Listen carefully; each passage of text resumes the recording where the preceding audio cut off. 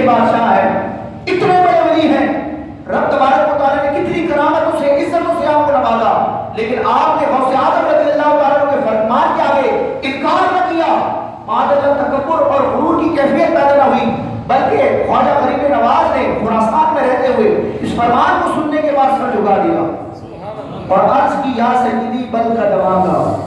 غوث پاک نے فرمایا، عربی گرامر جو سمجھتے ہیں وہ میری بات کو بخوبی سمجھیں گے۔ غوث پاک کے الفاظ ہیں قدمی حاضی، قدمی کا مطلب ہوگا ایک قدم، واحد کا یہ کلمہ ہے، تسمیہ کا نہیں ہے۔ قدمی حاضی اس کا لفظی ترجمہ یہ بنے گا کہ میرا ایک قدم، میرا یہ ایک قدم کہاں ہے؟ علی رکبۃ کل ولی اللہ، ہر ولی کی گردن پر۔ رکبہ عربی زبان میں گردن کو کہا جاتا ہے۔ غوث پاک فرمائے میرا ایک قدم اولیاء کی گردنوں پر ہے۔ خواجہ غریب نواز اس فرمان کو تسلیم کرتے ہیں، مزید عاجزی کرتے ہوئے عرض کرتے ہیں یا سیدی، آپ نے فرمایا میرا ایک قدم بل قدم آقا، بلکہ آپ کے دونوں قدم۔ آپ نے فرمایا اولیاء کی گردنوں پر، میں عرض کرتا ہوں بل قدم آقا علی راسی بعینی، آپ کے دونوں قدم میری سر اور میری آنکھوں پر ہے۔ سبحان اللہ۔ تو خواجہ غریب نواز رضی اللہ تعالیٰ نے عاجزی کی اور غوث اعظم رضی اللہ تعالیٰ کی افضلیت کو مانا۔ رب تبارک و تعالیٰ نے خواجہ غریب نواز کو کتنا بڑا مقام عطا فرمایا۔ صدیاں بیت جانے کے باوجود آج تک ان کا ذکر بھی باقی ہے، ان کا فیضان بھی باقی ہے، ان کی کرامات بھی باقی ہیں۔ تو ہمیں بھی اس سے درس حاصل کرنا چاہیے کہ ہم جتنے بھی بڑے ہو جائیں، علمی اعتبار سے، دینی منصب کے اعتبار سے، مال کے اعتبار سے، اپنے بڑوں کو اور وہ افراد جو ہماری ترقی میں اہم کردار ادا کر چکے، خواہ وہ والدین ہوں، خواہ وہ بڑا بھائی ہو، خواہ وہ اساتذہ کرام ہوں، مشائخ ہوں، یا ہمیں اچھا مشورہ دینے والے ہمارے دوست ہوں، ہماری ترقی میں جو بھی معاون بنا ہے، یا رب تبارک و تعالیٰ نے جس کو بھی ہم پر افضلیت عطا کی ہے، برتری عطا کی ہے، ان کو ہمارا بزرگ بنایا ہے۔ اللہ تعالیٰ بزرگ بننے کے بعد بھی بزرگوں کا ادب کرنے، ان کے سامنے حاضری کرنے کی توفیق عطا فرمائے۔ اور غوث اعظم رضی اللہ تعالیٰ کی شان ایسی ہے کہ ہر ولی کے سامنے ہی حاضری کرنی ہے، ہر ولی کا ادب کرنا ہے، کیونکہ کسی بھی ولی سے جب عداوت رکھی جاتی ہے تو یہ اتنا بھیانک، اتنا خطرناک جرم ہے، اتنا خطرناک گناہ ہے کہ گناہ، اس گناہ کی سزا دنیا اور آخرت میں تو ایک جگہ، جہنم کا عذاب تو ایک جگہ۔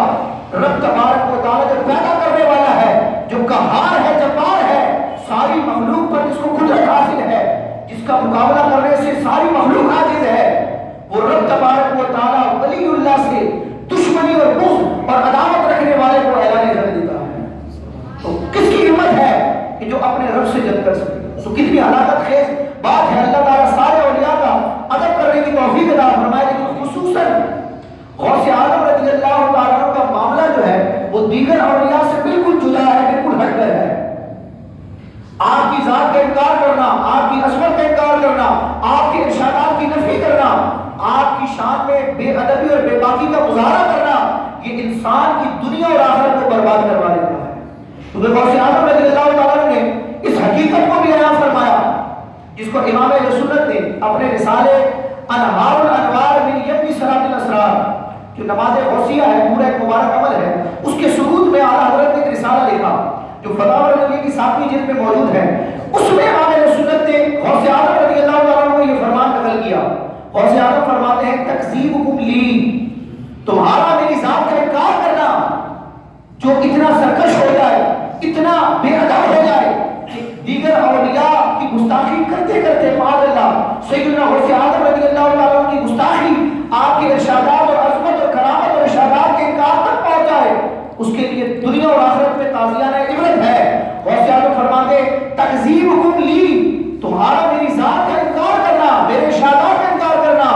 سم قاتل لدیانکم، تمہارے دین کے لیے زہر قاتل ہے، وسبب لذہاب دنیاکم واخراکم، اور میری ذات کا انکار کرنا، میری عظمت اور میرے مرتبے کا انکار کرنا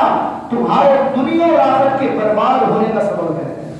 اللہ تبارک و تعالیٰ دونوں جہان میں ہمیں امان عطا فرمائے۔ اللہ کے جو اولیاء ہوتے ہیں وہ ادب کرنے کے لیے ہوتے ہیں، وہ تعظیم کرنے کے لیے ہوتے ہیں، وہ برکت لینے کے لیے ہوتے ہیں، معاذ اللہ بے ادبی کرنے کے لیے نہیں ہوتے۔ اللہ تبارک و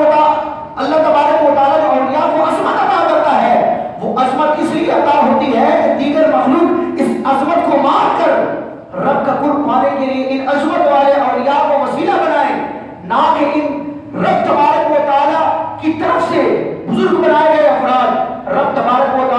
سے عظمت اور کرامت اور افضلیت دیے گئے افراد کی توہین کی جائے، انکار کیا جائے اور معاذ اللہ رب تبارک و تعالیٰ سے جنگ کھول لی جائے۔ الحمدللہ اہل سنت کا، عاشقان رسول کا تو یہ انداز ہے کہ اللہ نے جس کو بھی فضیلت دی،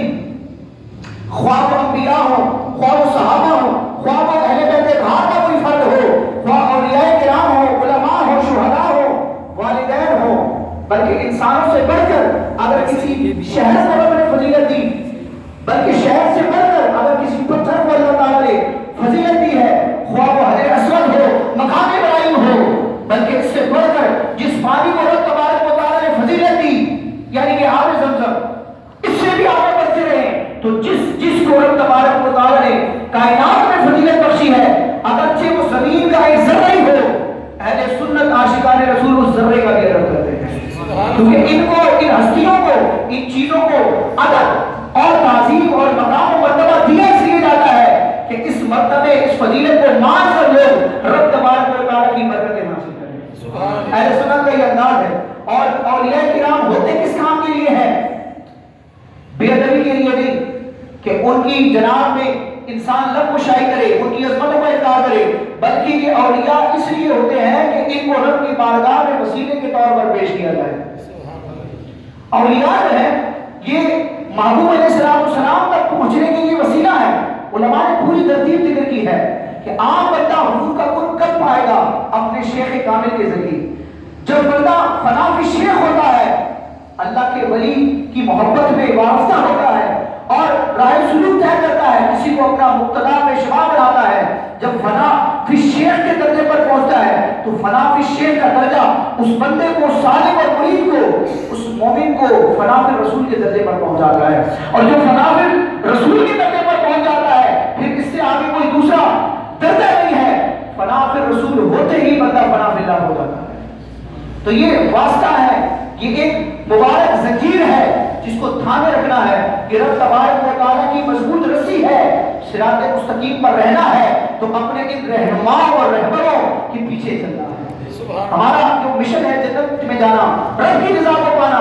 رب کی رضا اور جنت کو پانے کے لیے ضروری ہے کہ صراط مستقیم پر چلے۔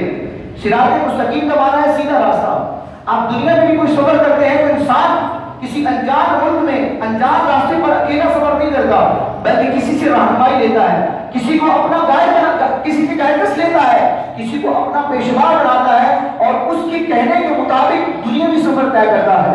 وجہ یہ ہے کہ اگر میں نے کسی سے سفر نہ پوچھا تو ایسا نہ ہو میں منزل سے جدا ہو جاؤں، میں بھٹک جاؤں اور میں ہلاکت کا شکار ہو جاؤں۔ تو دنیاوی سفر جس میں گم ہو جانے کے باوجود ملنا بھی ممکن ہے، ہلاکت کا بھی کوئی یقین نہیں، اس کے لیے انسان اکیلا سفر نہیں کرتا۔ تو صراط مستقیم، رب کی رضا کو پانے، جنت کو اپنانے کے لیے صراط مستقیم کا جو راستہ طے کر رہا ہے تو یہ اکیلے کیسے ہو سکتا ہے؟ بلکہ اس میں بھی یقیناً ایک ہادی کی، ایک رہنما کی حالت ہے۔ سب سے بڑے ہادی اعظم تو سرکار علیہ السلام ہے، لیکن نبی پاک علیہ السلام کی برکت سے آپ کی امت کے اولیاء اور علماء یہ دیگر امت کے عام افراد کے لیے رہبر اور رہنما ہیں، کیونکہ سرکار خود فرماتے ہیں کہ علماء جو ہے وہ انبیاء کے وارثین ہیں، انبیاء کے جانشین ہیں۔ تو شریعت کے معاملے میں تقلید کر کے، کسی امام کی تقلید کر کے صراط مستقیم کی راہ طے کریں گے اور راہ سلوک اور راہ طریقت کو طے کرنے کے لیے صراط مستقیم کا مسافر بننے کے لیے بیعت کر کے کسی اللہ کے ولی کے ہاتھ میں ہاتھ دیں گے۔ تو یہ اولیاء کرام یہ ہمارے مددگار ہیں، دنیا میں بھی، قبر میں بھی، قیامت کے دن ان کی شفاعت ہمیں ملتی ہے، کیونکہ درجہ و حدیث کا خلاصہ ہے کہ جس طرح سرکار علیہ السلام شفاعت کبریٰ فرمائیں گے، آپ کے صدقے میں انبیاء کرام اپنی امتوں کی شفاعت فرمائیں گے، وہیں پر احادیث میں یہ بھی ہے کہ شہداء، علماء اور دینی پیشوا بھی اپنے چاہنے والوں، اپنے فالوورز کی شفاعت فرمائیں گے۔ تو غوث اعظم اولیاء یہ کس کے لیے ہے؟ یہ دنیا میں برکت دینے کے لیے ہے، قبر میں مدد دینے کے لیے ہے، قیامت کے دن شفاعت کرنے کے لیے۔ اور ان کو وسیلہ بنانا، اور وسیلہ کوئی ایسی چیز نہیں ہے کہ جو بعد میں ایجاد ہوئی ہو، قرآن و سنت میں اس کی کوئی نظیر اور اس کی مثال موجود نہ ہو۔ وقت چونکہ اختتام کی طرف ہے، میں چند احادیث آپ کے سامنے پیش کرتا ہوں کہ اولیاء کرام کو انسان رب تبارک و تعالیٰ کی بارگاہ میں دعا کی قبولیت کے لیے جو وسیلہ بناتا ہے، غوث پاک کا، خواجہ غریب نواز کا، داتا گنج بخش علی یا اپنے شیخ کا حوالہ پیش کرتا ہے، عرض کرتا ہے یا اللہ غوث اعظم کے صدقے میں میری یہ مصیبت دور فرما، تو ڈائریکٹ کیوں نہیں مانگا جاتا؟ اولیاء کو وسیلہ کیوں بنایا جاتا ہے؟ اس پر درجنوں احادیث پیش کی جا سکتی ہے کہ اپنی دعا کو، اپنی حاجت کو رب کی بارگاہ میں عرض کرنے کے لیے نیک افراد ہی نہیں بلکہ نیک افراد سے نسبت رکھنے والی چیزوں کا وسیلہ اور واسطہ دینا بھی قرآن کی نصوص سے ثابت ہے، پچھلی امت کے مومنین کا طریقہ ہے، محبوب علیہ السلام کا اپنا انداز ہے، اور سرکار علیہ السلام کے سچے اور جنتی صحابہ کرام کا بھی یہ طریقہ تھا کہ وہ صرف نیک افراد ہی نہیں، صرف انبیاء ہی نہیں بلکہ انبیاء اور اولیاء سے نسبت رکھنے والے دیگر افراد اور دیگر اشیاء کا وسیلہ اور واسطہ رب کی بارگاہ میں پیش کرتے تھے، اور اس وسیلے کی برکت سے انہیں رب تبارک و تعالیٰ نعمتوں سے نوازتا تھا۔ جیسے کہ تابوت سکینہ ہے، وہ پوری آیت مبارکہ موجود ہے سورہ بقرہ میں کہ وہ تابوت سکینہ وہ ایک صندوق تھا۔ سکینہ کہا جاتا ہے دل کے اطمینان کو، مومنین کے لیے، بنی اسرائیل کے جو مومنین تھے ان کے لیے وہ جو صندوق تھا دل کا چین تھا۔ اس میں تھا کیا؟ حضرت موسیٰ علیہ السلام اور حضرت ہارون علیہ السلام کی چیزیں، ان کے بقیات تھے، وہ کیا تھے؟ تفسیر جلالین کھول کے دیکھیں، اس صندوق میں جس کو رب فرما رہا ہے کہ یہ مومنین کے لیے سکینہ ہے، یہ وہ تابوت ہے جس میں سکینہ ہے، دل کا سکون ہے۔ اس میں موسیٰ علیہ السلام کے مبارک نالین تھے، موسیٰ علیہ السلام، ہارون علیہ السلام کے کپڑے تھے، آپ کی استعمال شدہ بقیہ چیزیں تھیں، وہ اس امت کے عوام کے لیے، اس امت کے مومنین کے لیے سکینے کا باعث بنی۔ اور تفسیر جلالین میں لکھا ہے کہ جب بنی